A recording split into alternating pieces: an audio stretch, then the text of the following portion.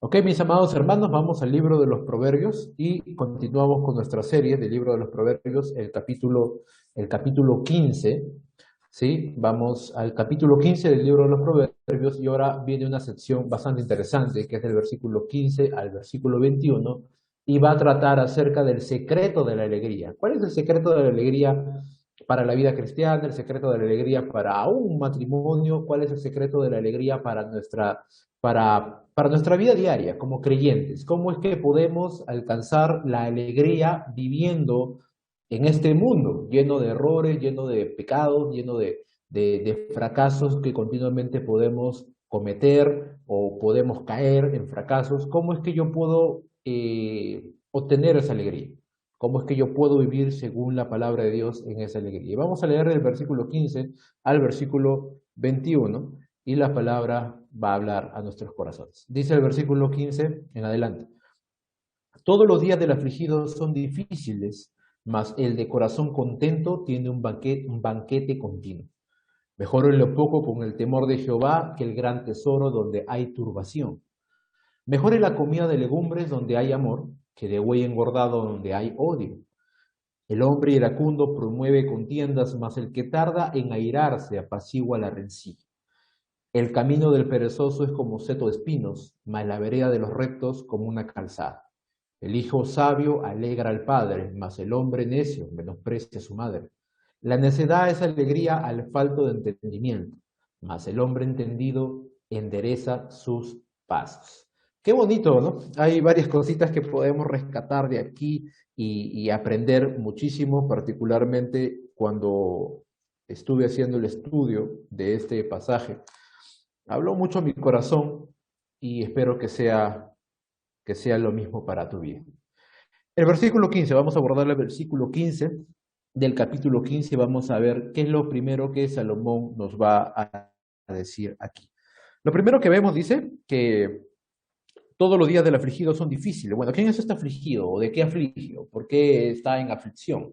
Bueno, este vocablo en hebreo puede también ser interpretado o traducido como pobre, una persona pobre. Así que todos los días del pobre son difíciles, dice. Y bueno, pudiera ser que Salomón se está refiriendo a lo difícil que es para el pobre poder subsistir día con día o el poder tener algo para llevar a la mesa de su hogar o simplemente para el hecho de la lucha diaria que tiene el pobre, a diferencia de la persona que es pudiente o tiene dinero o tiene alguna libertades económicas. El pobre, por el contrario, tiene una lucha diaria, una lucha que tiene que estar viviendo. ¿Por qué? Por su subsistencia, porque hoy día tiene y no sabe si mañana tendrá, y tiene que batallar todos los días. Por eso es que su vida es difícil, porque todos los días está en esa constante lucha para que la pobreza no lo alcance, ¿no? Así que el pobre en ese sentido dice todos los días es difícil. Pero, y eso es algo real, porque ¿quién está alegre de ser pobre? Nadie se levanta o cuando alguien ve que pierde dinero en algún negocio, simplemente lo echan del trabajo o ve que las cuentas no puede pagarle, nadie está alegre, ¿no? Cuando ve que las necesidades del hogar no pueden ser cubiertas, nadie está alegre, más bien solemos caer en angustia, solemos caer en preocupación, solemos afanarnos, solemos ponernos nerviosos y de alguna otra manera comienza esa inquietud del corazón cuando las cosas comienzan a escasear. No, abrimos el desván, la alacena y vemos que comienza a faltar el arroz, el azúcar y comienzan a faltar cosas en casa, los hijos piden una cosa, tenemos ideales de lo que queremos hacer, pero el dinero se va acortando y parece que le salieran alitas y se va volando y ya no hay. Pero aquí Salomón nos va a retar de una manera muy poderosa. Hay una diferencia muy grande entre ser pobre materialmente y ser pobre de fe, ¿no?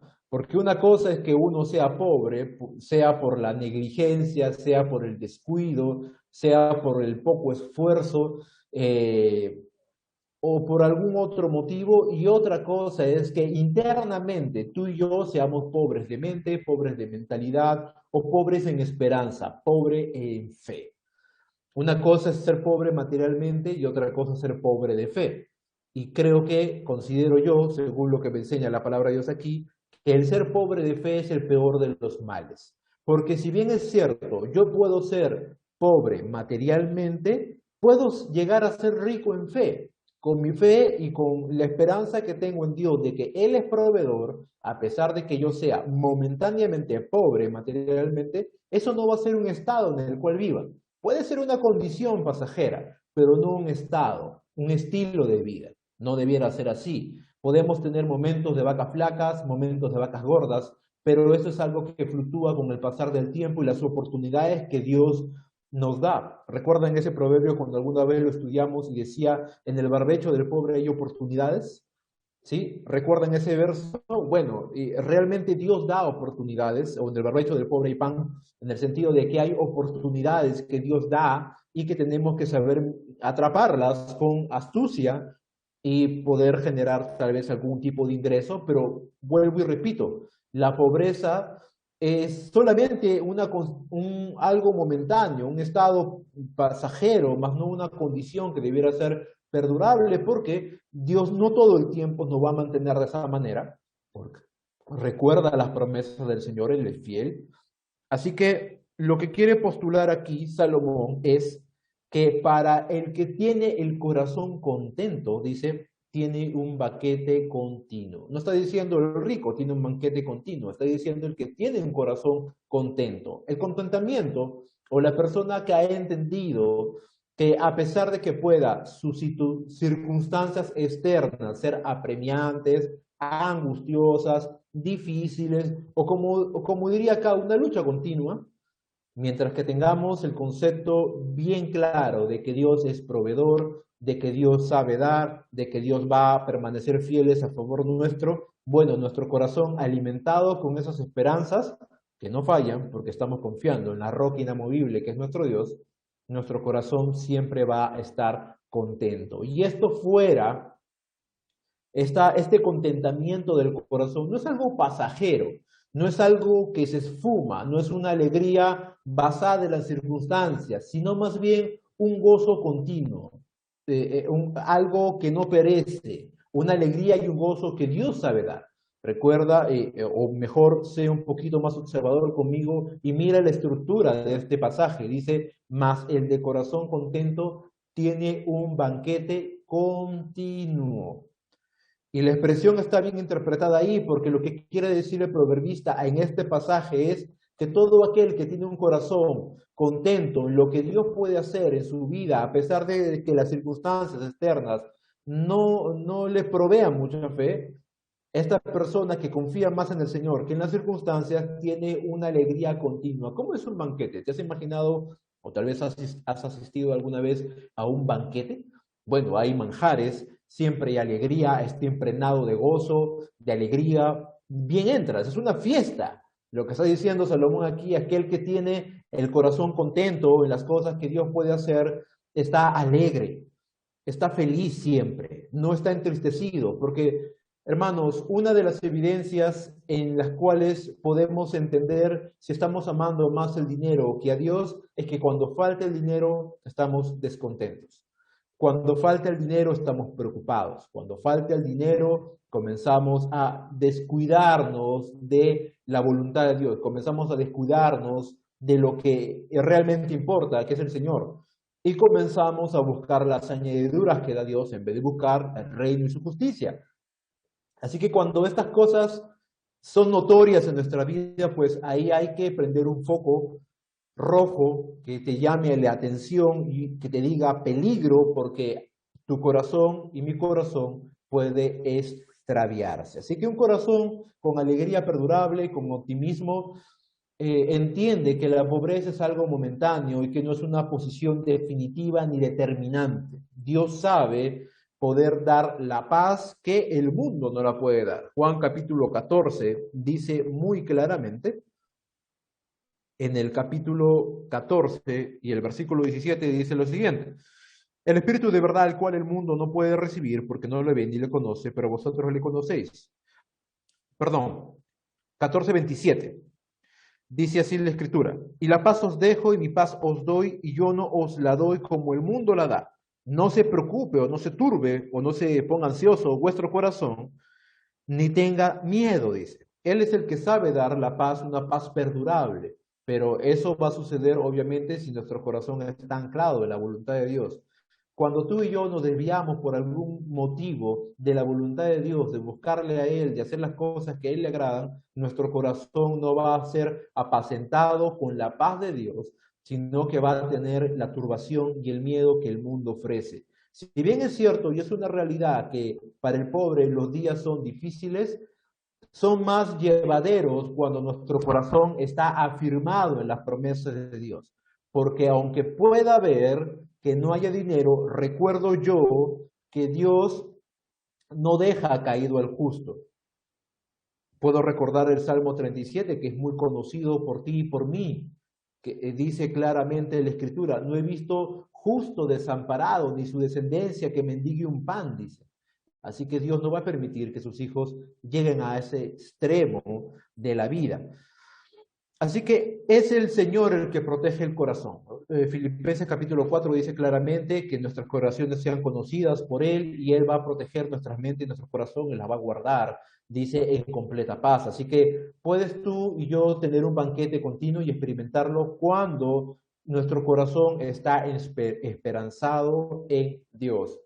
Vuelvo a reiterar, mi corazón y tu corazón pueden tener alegría cuando nuestros corazones viven esperanzados en lo que Dios puede hacer.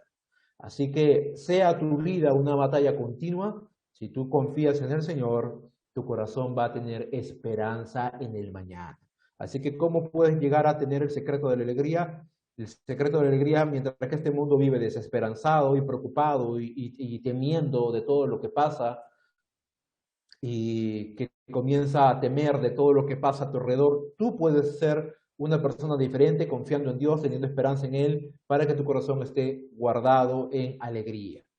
Y esto nos lleva al siguiente versículo, al versículo 16 del capítulo 15 del libro de los Proverbios. Dice así la Escritura: mejor es la comida de legumbres donde hay amor que de buey engordado donde hay odio.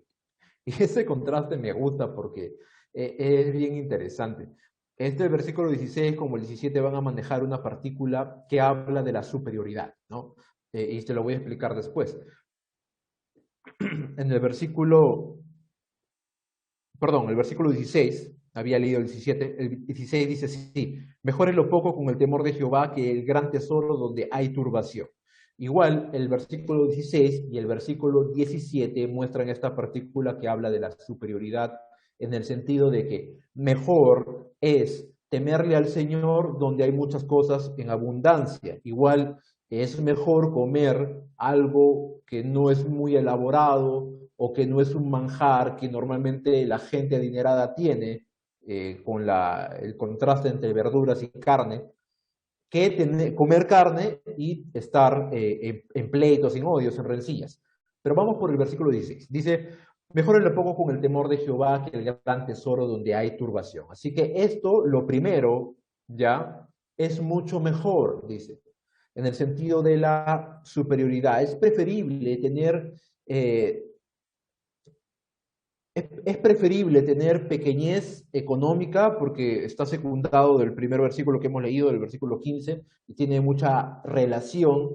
Es preferible tener poco, es preferible tener escasez, es preferible tener hasta pequeñez, pero temiéndole al Señor y sabiendo que hacemos las cosas conforme a su voluntad, que tener muchas cosas, abundante cosas, las mejores zapatillas, la mejor ropa, los mejores vehículos, la mejor casa, nuestros hijos en la mejor escuela, tener la mejor reputación y tener muchas cosas. Ahora, voy a hacer un paréntesis, la Biblia no está diciendo que para que tú encuentres la felicidad tienes que ser pobre. Quitemos eso de la mente. Que el cristiano tiene que ser pobre, eso no enseña la Escritura, no enseña. Hay cristianos que fueron adinerados, hay cristianos que fueron pobres, según la voluntad de Dios. Dios le permite a uno, a otro, hacer negocios, a otros no. Así que eso es muy variado. La Biblia no está enseñando que tú tienes que ser pobre para que tú digas: no, es un buen cristiano porque es pobre. No. Lo que está diciendo aquí, o lo que está resaltando el proverbista, es un contraste. Buscar cosas abundantes y desvivirse por tener cosas, en vez, y aún tanto se desvive uno por tener cosas que pierde su integridad, no es bueno. Lo mejor es, dice, aún conformarse con lo pequeño, siempre y cuando lo tengamos conforme a la voluntad de Dios, en el temor de Él. Si Dios te abre puertas para tener abundancia, amén, gloria a Dios. Pero si tienes que tener abundancia haciendo lo que no es agradable a los ojos de Dios, ahí sí es preferible tenerlo poco con el temor de Jehová. Así que el texto se puede también traducir, dice, el tener una pequeñez conservando el temor de Dios, que el poseer un almacén lleno de riquezas y vivir lleno de problemas. Así que es preferible lo primero que lo segundo. Es preferible conservar la integridad y temerle al Señor y hacer algo a lo cual no nos sintamos avergonzados, que tener que aprender mi integridad, los principios y aún deshonrar a Dios para tener cosas abundantes, que al final esas ganancias deshonestas son pasajeras. Mi madre me solía decir, en los tiempos en que yo era adolescente, y no, la palabra suena fea, pero me restregaba esto siempre, y cuando yo de alguna otra manera sentía vergüenza porque no éramos personas adineradas, y ella me decía, nunca debes tener vergüenza por no tener, me decía. Vergüenza se tiene para robar, vergüenza se tiene para hacer lo malo. Y siempre me inculcó así mi madre, cuando yo era pequeño, me decía eso. Nunca tengas vergüenza de tu ropa, nunca tengas vergüenza por decir la verdad, nunca tengas vergüenza por hacer lo que es honesto. Ten vergüenza cuando robes, agacha la cabeza cuando hagas cosas indebidas. De eso tienes que tener vergüenza. Y eso es un buen consejo, que esos consejos simples que calan en el corazón, porque debiéramos enseñarles a nuestros hijos a no mentir, a no engañar, a no hacer las cosas malas. De eso sí debiéramos tener vergüenza. No de buscar a Dios, no de ser cristianos, no de hacer lo que es honesto, no de hacer lo que es honrado. Así que el texto es muy simple, pero nos reta mucho a poder primar sobre nuestras vidas el temor de Dios, la integridad sobre todas las cosas. Siempre, amado hermano, se te van a abrir puertas de abundancia, pero no todas vienen de Dios. Algunas cosas Dios permitirá que se te abran como negocios, como cosas que al final no son de Dios, sino que abren puertas para extraviarte de la voluntad de Dios. En ese sentido tenemos que ser sensatos. Si yo hago algo que me va a estorbar de buscar a Dios y de amarlo a Él, pues yo debiera frenar mis instintos y dejarlo a un lado, por más beneficioso que pueda resultar para mí. Siempre, siempre las personas que hacen lo honesto y lo honrado no tienen que temer, no tienen por qué sentir vergüenza, porque no hay una conciencia que los acuse. Así que prefiero tener poco y saber que lo tuve sin fallarle a Dios, que tener mucho y tener que bajar la cabeza y esconder las manos porque robé o engañé o hice algo que no puedo ofrecerle eso a mi Dios. Así que si yo voy a obtener riquezas, las cuales yo no le voy a poder ofrecer a mi Dios en un diezmo, en una ofrenda, porque lo tomé de una manera deshonesta, prefiero no hacerlo. Así que conservemos siempre ese principio en nuestros corazones. Es mejor, no digo que sea lo apropiado, sino que a veces es mejor conformarnos con lo poco, si es que el tener mucho implica, escúcheme bien, implica tener que deshonrar a mi Dios. Ahora, si Dios te abre puertas de oportunidades para ganar riquezas, para poder hacer negocios, para poder hacer transacciones, y tú lo haces de una manera honrada y todo lo que vas a hacer es algo honesto, amén, gloria a Dios, hazlo, porque las oportunidades están ahí, como diría Salomón también en el libro de Eclesiastés, ten lo que tienes, haz lo que tengas a mano por hacer, así que hazlo. Si Dios te permite, hazlo, pero no te olvides de Dios. No te olvides de Dios. ¿Por qué razón? Por lo que dice el siguiente versículo. Versículo 17. Ahora sí, ya va tomando más cuerpo nuestro pasaje y dice, mejor es la comida de legumbres donde hay amor que de buey engordado donde hay odio. Y esto nos va a hablar un poquito del afán. Vuelve otra vez a usar el mismo término, mejor, para hablar de la superioridad.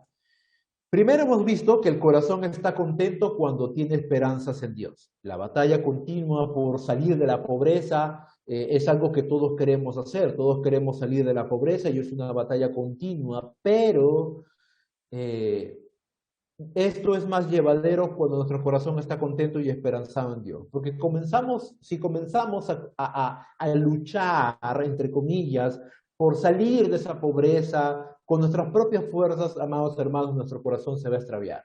Y se va a volver un corazón codicioso, avaro, que solamente quiere las bendiciones de Dios, pero no quiere a Dios. Así que el corazón está contento cuando se esperanza en Dios.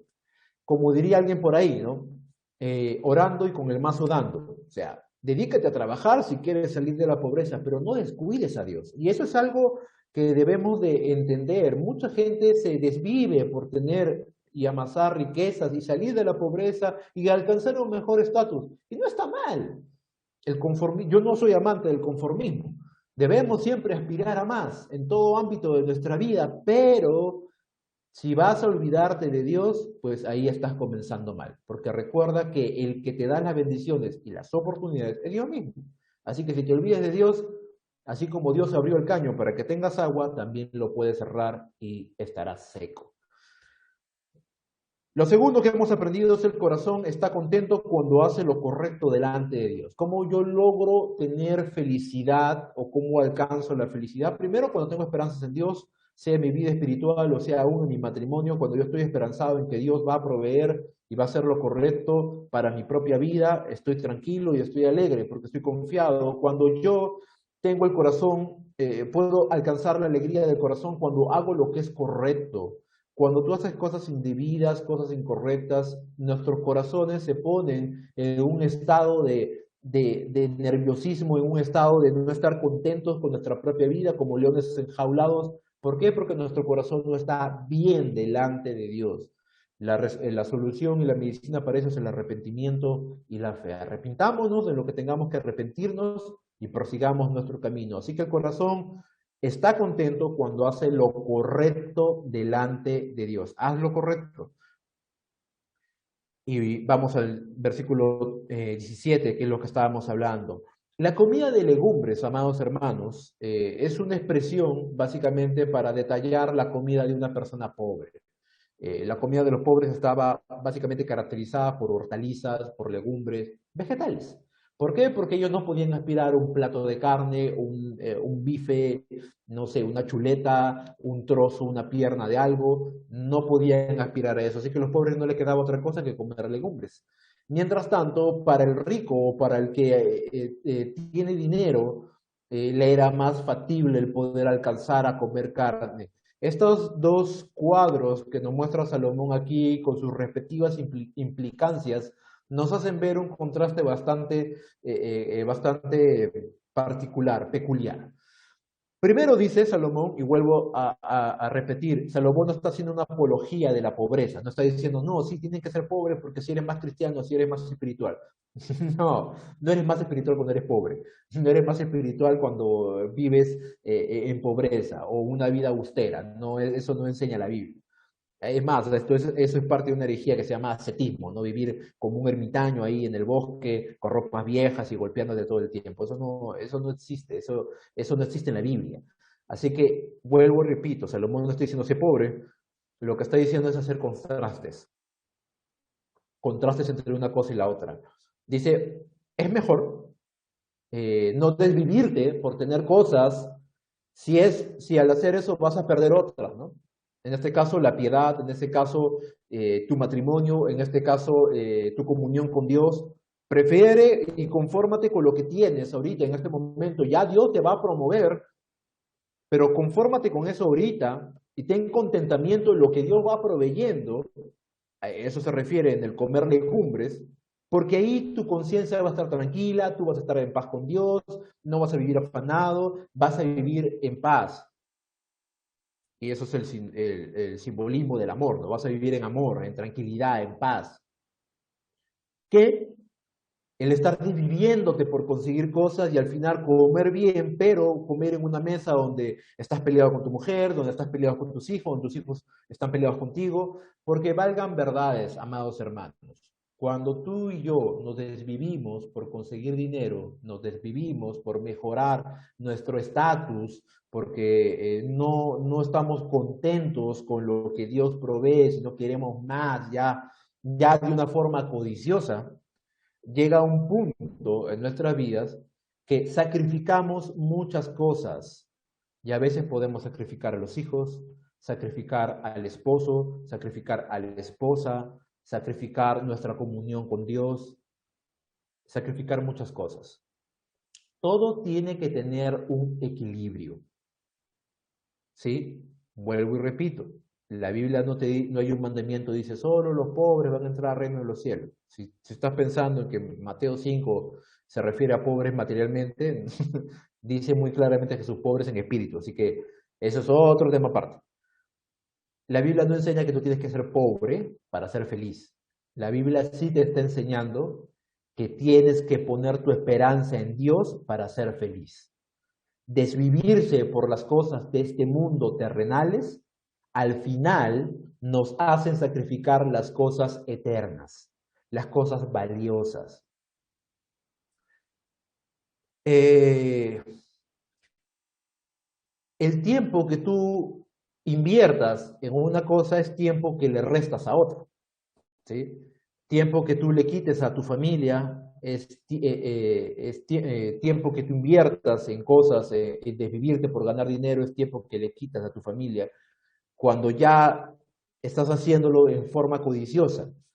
Eh, el tiempo que tú inviertes en hacer otras cosas es tiempo que le restas a tus hijos de atención.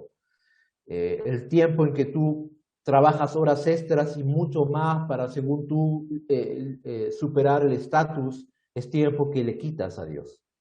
Así que cuando suceden estas cosas, invertimos en los patrones y creemos que porque alcanzo más dinero, tengo más estabilidad económica, estoy más seguro, estás equivocado, porque la alegría no viene con tener más dinero. Puedes tener dinero, las mejores zapatillas, la mejor ropa, la mejor casa, la mejor tele, todo lo mejor, y estar vacío por dentro, y tener un matrimonio hecho pedazos, y tener hijos que no te ven como un padre o no te ven como una madre, tener una comunión pobre con Dios y que sientes que no das a flote. Así que el dinero al final termina siendo un artículo más que no te da alegría, porque la alegría verdadera solo la encuentras cuando tu corazón está en una correcta comunión con Dios.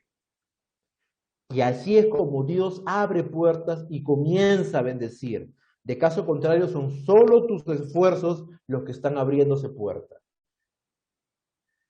Cuando tú y yo peleamos por cosas, es como querer buscar en una mina con una cucharita de plástico y sacar los diamantes preciosos con una cucharita de plástico. Pero cuando tú vas a Dios y dices, Dios, ¿sabes qué? Hazlo tú, haz tú esto en mi vida y estás dependiendo de Él, Él te da un pico y ahí puedes recién sacar lo precioso que Dios tiene para ti. Así que, en un sentido, a veces es preferible vivir contentados con lo que Dios provee, ¿ya? Por ese momento, vuelvo a decir que Dios no nos quiere ver pobres, sino que Dios bendice al diligente, al que es esforzado, ya lo hemos explicado varias veces en varios proverbios, pero hay que saber también en qué momento decir basta, ¿no? Para todo tienes que saber darte una pausa. En todo momento, en todo tiempo, tienes que saber en qué momento decir basta. Aún en el ministerio, hay momentos en que el ministerio es abrumador y dice basta. Porque aún el ministerio puede robarnos los tiempos de intimidad con Dios, puede apretarnos tanto la vida, los hijos, el ministerio, que nos puede robar la intimidad con Dios, que puede aún usurpar. Y nosotros creemos que porque servimos a Dios ya estamos con Dios, y Dios está por la esquina y yo estoy por la otra esquina sirviendo a Dios, pero ¿a qué Dios estaré sirviendo? Porque mi Dios está por otro lado, hablando con aquel que está orando. Así que tenemos que entender que cuando no vivimos contentados con lo que Dios nos da, podemos adquirir muchas cosas, pero al final tener odio, tener problemas, llevarnos mal, sacrificar cosas. Y no debiera ser eso.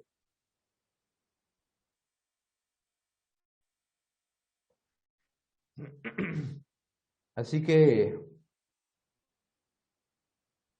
el pobre, aunque afligido, le teme a Dios y aunque tiene poco que comer, lo saborea con la conciencia tranquila, puede estar seguro que es rico en todos sus aspectos. El hombre adinerado, que miente, roba o mata para obtener lo que desea y aunque coma los mejores platillos, cada bocado le sabe a ansiedad, porque sabe que aún lo que se lleva a la boca no fue obtenido honradamente. Así que, amados hermanos, siempre consideremos lo que es verdaderamente importante. ¿Y qué principios tenemos aquí? El corazón está contento o el secreto de la alegría en este pasaje es cuando tú tienes a Dios por primero. Así, en líneas generales. Cuando tú tienes a Dios por primero en toda tu vida, sea en los negocios, sea en el trabajo, sea en tu matrimonio, sea en el ministerio, sea en cualquier cosa que tú hagas, porque en todo, aún en el ministerio, somos administradores. Cuando tú tienes a Dios por primero, ahí es donde realmente está la felicidad. Puedes servir con tranquilidad, las cosas fluyen bien, puedes amar a tu esposa con paciencia y con tranquilidad, o tu esposa te puede amar a ti con paciencia y con tranquilidad y todo fluye bien. Puedes criar a hijos en el temor del Señor y todo fluye bien. Puedes trabajar y Dios va a traer más bendiciones de las que tú hacías con tu propio esfuerzo y todo fluye bien porque pones a Dios por primero. Recuerda, las cosas que tú y yo hagamos no suplen, por más piadosas que sean, no suplen nuestra intimidad con Dios. Nunca van a suplirlo. Así que así leamos todos los tomos de teología del mundo y tengamos una cabezota enorme, sabiendo todas las cosas, eso no va a suplir un corazón que busca a Dios. Así tengamos un cuarto lleno de dinero, eso no va, y demos la mitad de eso como diezmo, eso no va a suplir tu comunión con Dios. Así puedas tener con tu esposa y estar juntos los dos y llevarse muy bien en todos los aspectos, aún en la intimidad, pero si no buscas a Dios, tarde o temprano igual vas a terminar peleando, porque no pusiste a Dios primero. Puedes tener los hijos más inteligentes del mundo, pero se van a echar a perder si no pones a Dios primero. Yo he visto señoritas, jóvenes, guapos, bonitos, inteligentes, prometedores, perderse, porque no pusieron a Dios primero. Así que es importante ese principio. Dice el versículo 18, el hombre iracundo promueve contiendas, mas el que tarda en airarse apacigua la rencilla. El hombre de enojos, el hombre iracundo, el hombre impulsivo, y cuando se refiere a hombre no se refiere solamente al varón, se refiere a ti, tú que eres hermana, yo que soy tu hermano en la fe, a nosotros dos, se refiere a nosotros dos. Cuando tú y yo somos impulsivos para hablar, impulsivos para tratar a las personas, ya nos dijeron, ay, ya nos pusimos todos, ya nos erizamos, ya nos pusimos Hulk.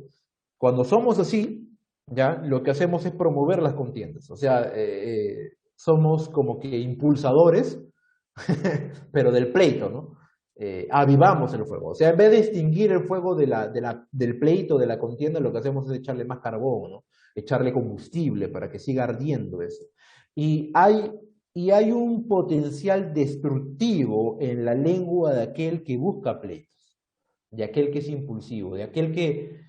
Y yo he visto personas, ¿no? Aún hasta matrimonios, ¿no? La esposa le dice algo al esposo y ya se erizó, ya le dijo que mira, que lo otro, que por qué, va. O el esposo está ahí y la esposa le dijo algo, o es al revés, ¿no? El esposo le dice algo y la esposa ya se puso, ya. Y ya aparece un ring de voz, ¿no? De voz.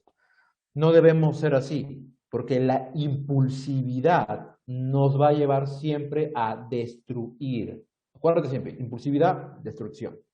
Cuando tú y yo no tenemos una lengua controlada y comenzamos a hablar sin pensar y lo soltamos en pro de la verdad y que al que le caiga el guante que se lo chante y decimos las cosas sin pensar, sin meditar, sin sopesar, ¿cómo lo recibirá la otra persona? Decimos nada más, ya pues no, ¿para qué me provoca? Pues, ¿no?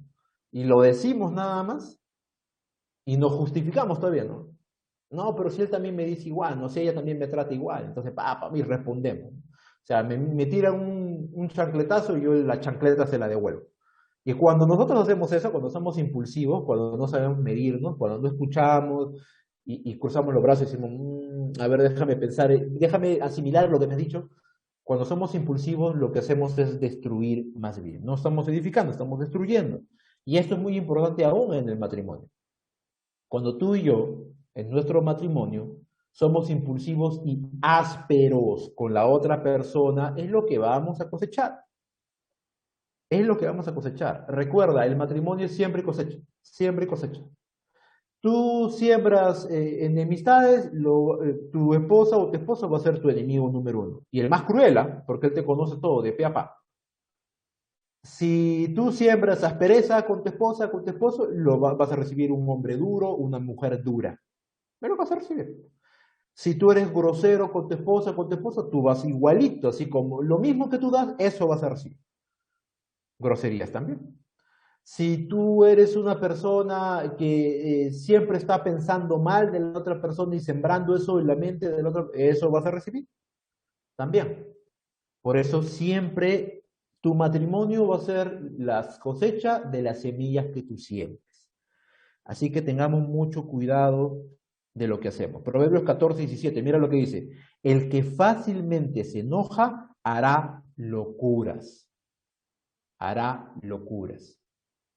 Hace unos días nada más atraparon a un tipo, creo que era colombiano, no recuerdo bien, lo vi en las noticias así de rápido. Y este hombre, su mujer, le había terminado la relación y no se le ocurrió mejor idea que entrar a la casa de esta mujer, abusar de su hijastra y matarla. Y después esperó a la mujer, a la que era su novia hasta ese entonces, y la acuchilló. No sé cuántas veces la apuñaló y la dejó ahí tirada. Y el tipo pues trató de escapar, estuvo un mes escapando de la justicia, al final el servicio de inteligencia lo atrapó y bueno, ahora va a purgar condena. Pero mira, ¿no? Solamente la mujer tuvo que terminarle para que este hombre hiciera locuras. Y mira, es importante entender que el enojo nunca te va a llevar a nada bueno. Puedes hacer cosas que ni siquiera te imaginaste hacer, solamente por no tener control sobre tus propios impulsos. Versículo 29 dice: el que tarda en airarse es grande de entendimiento, mas el que se impacienta de espíritu enaltece la necesidad, o sea, le engrandece. La engrandece porque hacemos cada cosa cuando nos enojamos, que cuando nos volvemos a acordar o nos da vergüenza, o las personas ya no van a confiar en nosotros. Nos volvemos desconfiables para otras personas si somos personas impulsivas. Porque ¿qué persona va a querer andar de la mano o de amistades con alguien que no sabe qué se puede esperar? Y podemos perder hasta las mejores amistades, los mejores amigos, los mejores ministerios, aún nuestra propia familia por nuestra impulsividad. Y eso es algo que tenemos que ponerlo a los pies del Señor. Sin embargo, dice, el que tarda en enojarse apacigua, le echa agua al fuego más bien, ¿no? El que está enojado, lo que hace es soplar fuego como un dragón sobre el fuego, ¿no? Y hace que, sobre los carbones y hace que el fuego se avive todavía. Pero el que tarda en airarse, dice, ¿qué hace? Escupe agua sobre el fuego. ¿Y qué hace? Apaga la rencilla. El pleito, apaga, ¿no? Para pelear se necesitan dos personas. Pero si la otra persona grita y tú si le callas, tú eres más sabio porque tú estás apagando el enojo, la rencilla. Así que, ¿cuál es la forma en que yo puedo dominar esos impulsos? Es cuando, si esos impulsos son muy dominantes en tu vida, pues tienes que examinarte porque el fruto del Espíritu más bien es la mansedumbre, ¿no? La paz, la paciencia. Gálatas capítulo 5 versículo 22. Más bien el fruto de la carne es la impulsividad. Así que posiblemente o estás muy lejos del Señor y tu comunión está muy quebrantada, o tal vez nunca has creído en el Señor de manera real, o no eres salvo, o no eres salva. Así que tenemos que examinarnos realmente cómo está nuestra vida espiritual. Dios va a impregnar su carácter cuando nosotros vivamos una vida de comunión con Dios. ¿Cuál es el secreto de la alegría en este principio? El corazón puede estar contento cuando hace la voluntad de Dios. Cuando tú y yo hacemos la voluntad de Dios, y en este caso es no enojarse, no ofender, no insultar, no menoscabar, no despreciar, cuando comenzamos a ser personas de paz, ¿ya? Estamos haciendo la voluntad de Dios y nuestro corazón está contento. O hazte una pregunta. Cuando has peleado, cuando te has enemistado, cuando has roto relaciones, cuando la casa en tu hogar es un ring de bots o es un campo de batalla, ¿estás feliz? No, estás triste, estás llorando o estás incómodo, incómoda. No puedes dormir en paz. Podrás apagar todas las luces y poner la música más suave y tener la cama de plumas de fénix y dormir lo más cómodo. Y no podrás dormir porque sabes que algo anda mal. Así que quieres que las cosas vayan bien, pues haz la voluntad de Dios. Versículo 19. Dice, el camino del perezoso es como seto de espinos, más la vereda de los rectos como una calzada. Y tú dirás, pero ¿qué tiene que ver una cosa con la otra? ¿Cómo yo puedo conocer la voluntad de Dios o, bueno, la alegría en este pasaje? Bueno, vamos a verlo poco a poco. La Nueva Traducción Viviente dice lo siguiente: el camino de los perezosos está obstruido por espinas, mas la senda de los íntegros es una carrera o una carretera despejada. Para el perezoso, para el ocioso, para el negligente, el que ha abandonado toda diligencia en todo sentido, en todo deber, sea en el trabajo, sea en la vida espiritual, o en cualquier deber, el trayecto de donde se encuentra hasta la meta de su objetivo es un camino plagado de espinas, intransitable, imposible de cruzar.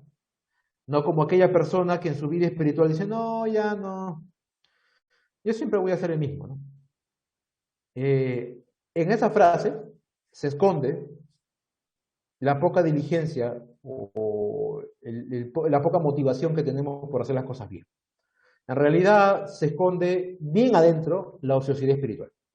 Cuando pensamos que las cosas no pueden mejorar, ya estamos anticipándonos a un futuro fracaso, aunque no lo hayamos saboreado, pero ya estamos anticipándonos a eso. Y en ese sentido, es como dice, el perezoso ve su camino, su objetivo, hasta la meta, lo ve lleno de espinos, lleno de espinos, de cardo, de púas, de chinches. No, ¿qué voy a pasar por ahí? Está muy difícil. Ve vidrio molido en el camino. No, ya, mira lo que hay. O sea, salta más el problema y las dificultades de lograr el objetivo en vez de decir, no, o sea, hay un objetivo, yo quiero eso. Y eso también es a nivel de toda nuestra vida espiritual, cuando nos conformamos en orar y no queremos orar más al Señor, y decimos, no, es que es muy difícil, no, es que no hay tiempo, no, es que si tú supieras, uy, es que yo tengo hijos, no, es que yo trabajo y a la vez crío a mi hijo, no, es que mira, yo estoy aquí, estoy haciendo una cosa, otra cosa, es imposible. Siempre, si decimos siempre eso, esas mentiras a nuestro corazón, en algún momento la continua reiteración de una mentira se va a hacer tu verdad. Para ti se va a hacer verdad, porque estás reiterándote una mentira continuamente que en algún momento decir, no, eso es verdad. Por eso es que el perezoso, y uno de los rasgos del perezoso es que no va más allá. No se anima, no dice, no, ya, esta vez voy a intentarlo. Así me cueste, pero voy a intentarlo. No, ve el camino y dice, no, ya no es difícil. No, ya está imposible, es intransitable, no se puede. Y esto es igual, lo podemos hasta aplicar a nuestro matrimonio, ¿no? Vemos a nuestra esposa, vemos a nuestro esposo y no, ya está de más ya este matrimonio. Ya no tiene ninguna solución, ya es insalvable esto. ¿Qué? Bueno, ya esperaremos a seguir la corriente natural, ¿no? Ya, bueno, en algún momento ya dejará de poder seguir este matrimonio, le diré adiós a ella, él me dirá adiós a mí, y ahí se quedó. ¿Por qué? Porque hay ociosidad. Porque si tú realmente quieres que algo mejore, tienes que esforzarte. Si tú realmente quieres que algo, lograr algo en la vida, tienes que pararte, sacarte la pijama, doblar tus sábanas, ponerte la ropa y comenzar a correr hacia el objetivo.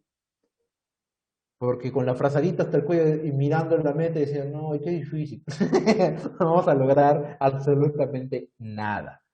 Así que el perezoso ve el camino, aunque no tenga nada, lo ve lleno de espinas. Sin embargo, dice, para los rectos, para el justo, para el que tiene su mirada puesta en el Señor, aunque él diga, ¿no? Aunque él sepa que en su propia fuerza no puede, dice, no, mi Señor me va a ayudar. Y tiene esperanza en el Señor y confía en el Señor, ¿qué hace? Se enrumba, se enrumba. Ya no sabe cómo, no sabe ni cómo conseguirlo, pero se enrumba. Yo he conocido personas con una fe vibrante. A veces me compartían sus cosas que querían lograr. Y yo le decía, ¿y cómo vas a hacer eso? Le decía, no sé, ya el Señor sabrá. Y me sonreían y seguían adelante. Y decía, qué loco este hombre, qué loco este varón, qué loco esta hermana, ¿no? Tienen una fe inquebrantable. Y ese tipo de personas hacen que nuestra fe sea más fuerte, porque son personas que tienen una fe que van y a pesar de que ellos no ven nada. No está limpiecito todo. No ven nada. Ven una vereda, ven una calzada sin ningún tipo de obstáculos. Entonces, ¿ves la diferencia entre la ociosidad espiritual y nuestra diligencia? ¿Cómo consigo yo la alegría en mi corazón? Porque aún el hecho de negarme a seguir adelante y mirar obstáculos y no entender a Dios, que Dios sí puede llevarme hasta allá, cuando yo hago eso, cuando yo miro esos obstáculos y no entiendo, yo no puedo estar alegre, porque Dios me llamó hacia allá y yo sigo estando aquí. Vas a querer hacer todo tu vida alrededor de este punto y Dios no te va a prosperar. Y tú vas a esforzarte, te vas a sacar la mugre en ese punto y todo va a seguir igual, porque Dios te quiere allá, no te quiere aquí. Así que si no tomas la determinación de irte hasta allá y solo ves espinas en el camino, pues no vas a poder saborear lo que Dios tiene allí.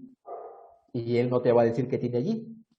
¿Por qué? Porque se supone que lo vas a poder saborear cuando estés allá. Así que tienes que esforzarte.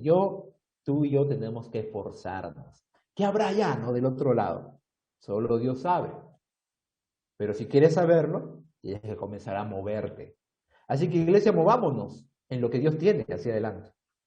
¿Qué haces ahí en el lugar de confort? ¿Qué haces ahí en el lugar donde dicen, no, qué difícil? O pensamos, ¿no? No, esto es muy difícil, no, mira, alcanzar las naciones es muy difícil, no tener un templo otra vez es muy difícil, no congregarme, no, qué peligroso, no, que esto, que lo otro, y nos llenamos de cosas y de cosas y de cosas. Sí, ¿es peligroso? Sí, ¿cuándo no ha sido peligroso? ¿O tú qué crees? Que la gente y los creyentes que están en las ciudades musulmanas, que su vida corría peligro antes de la pandemia y ahora con pandemia, ¿tú crees que no corre doble de peligro? Claro. ¿Y acaso dejan de ser creyentes? No. ¿Cuándo ha sido fácil? Nunca ha sido fácil. Siempre será difícil. Así que asimílalo. Levántate, sacúdete y esfuérzate.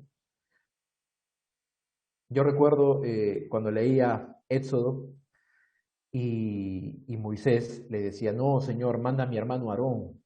Y el Señor le decía, no voy a mandar a Aarón, tú vas a ir, tú vas a ir.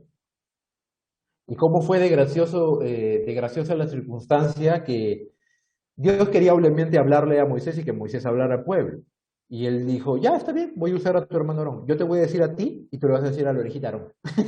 Digo, pero no era más fácil decirle Dios a Aarón de frente, me tienes que decir a la orejita Moisés y Moisés tiene que decir a la orejita Aarón. Porque Dios no quería descartar a Moisés.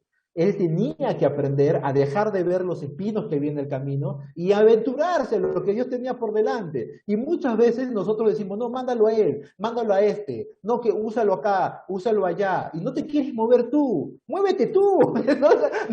No le tires el balón a otro, no le tires la toalla a otro, no le digas, oye, no, mejor él, no mejor el otro. Hazlo tú, Dios quiere usarte a ti. ¿Para qué estás viendo el camino lleno de cosas? Anda, muévete tú. Perdóname, no seas flojonazo, muévete. Así que Dios quiere usarte a ti. Te lo digo con una sonrisa en los labios. Dios quiere usarte a ti. Así que el principio de conseguir alegría acá, el creyente forzado ve propósitos y oportunidades en las cuales Dios se va a glorificar. En los problemas, donde el ocioso solamente ve imposibilidades. O sea, no puedo. Excusas. Versículo 20. Dice, el hijo sabio alegra al padre, mas el hombre necio menosprecia a su madre. Y bueno, es algo que siempre Salomón nos ha enseñado. Dios nos ha enseñado a honrar siempre a través de este libro de los Proverbios. Y llevamos buen tiempo acá en este libro, ya no, ya no arañando la superficie, creo que nos hemos metido a bucear ya en este libro buen tiempo y nos ha gustado vivir aquí en este libro de los Proverbios, porque cada vez encontramos algo muy precioso que aprender.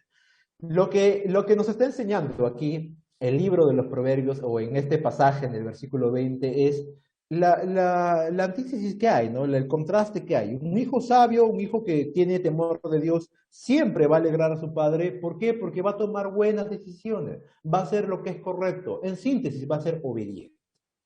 Un hijo obediente es el que alegra al padre. Un creyente obediente, un miembro obediente de la iglesia, es aquel que alegra a su pastor. Un empleado obediente alegra a su jefe.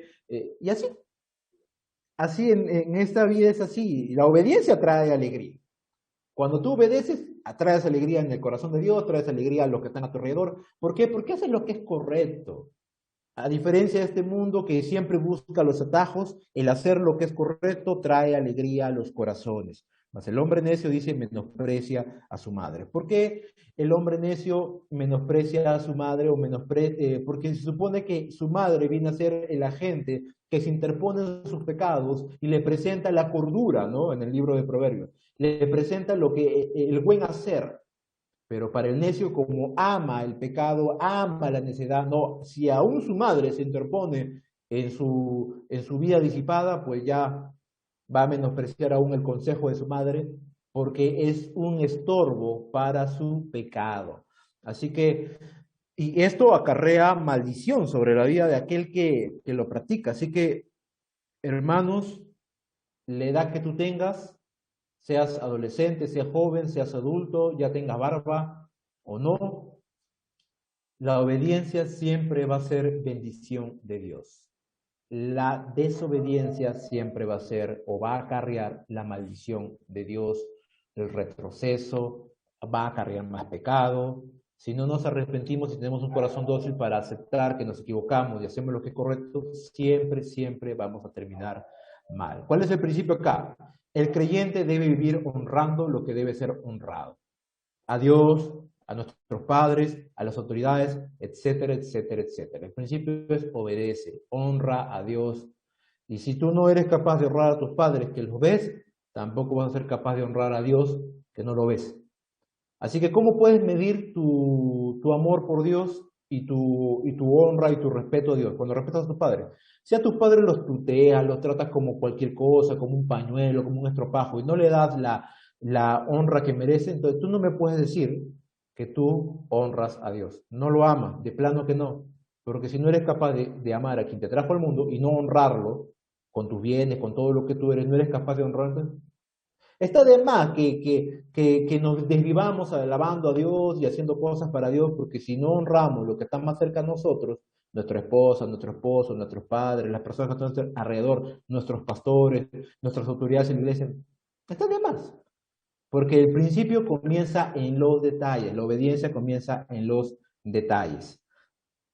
Último versículo y terminamos. Dice versículo 21, la necedad es alegría al falto de entendimiento, mas el hombre entendido endereza sus pasos. Hay una diferencia también bien marcada aquí. Y para el necio, para el impío, para el que está envenenado con el pecado, ya le gustó hacer las cosas malas, el pecar contra Dios es una alegría. No tiene ningún tipo de remordimiento, le vale tres pepinos esforzarse en la cosa del Señor porque no le importa.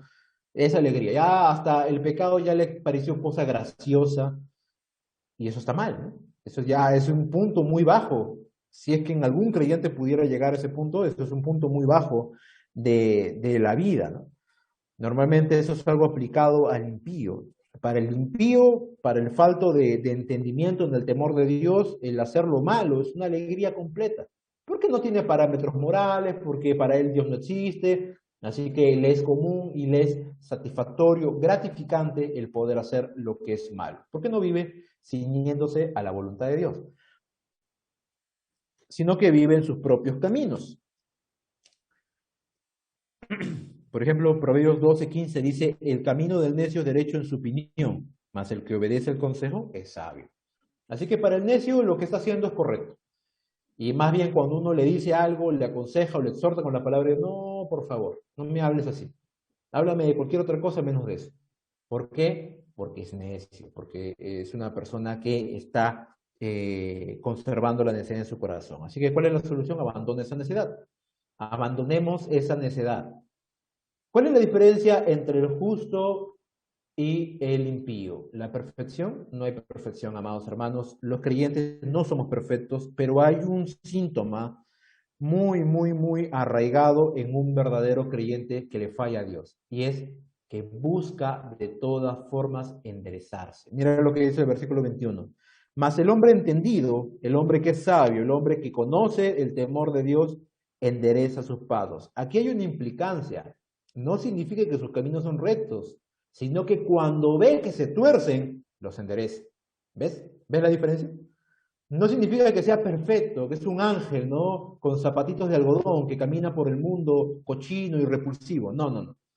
Es un ser humano como tú y yo, el creyente, con pecados, con debilidades, con inclinaciones, con apetitos, que tiene que batallar. Pero la enorme diferencia entre un falso creyente y uno verdadero es que el verdadero creyente ve que se tuerce sus caminos y que hace, ay, ay, ay, no, endereza sus pasos. ¿Por qué? Porque tiene temor de Dios. Así que, ¿cuál es el principio que encontramos aquí para la alegría? Es un creyente puede percibir verdadera alegría cuando obedece a Dios y endereza sus pasos. Así que cada vez que tú hagas lo correcto, tu corazón va a ser feliz, porque estás haciendo lo que a Dios le agrada. Y hacer lo que a Dios le agrada, eso nos hará felices a todos los creyentes.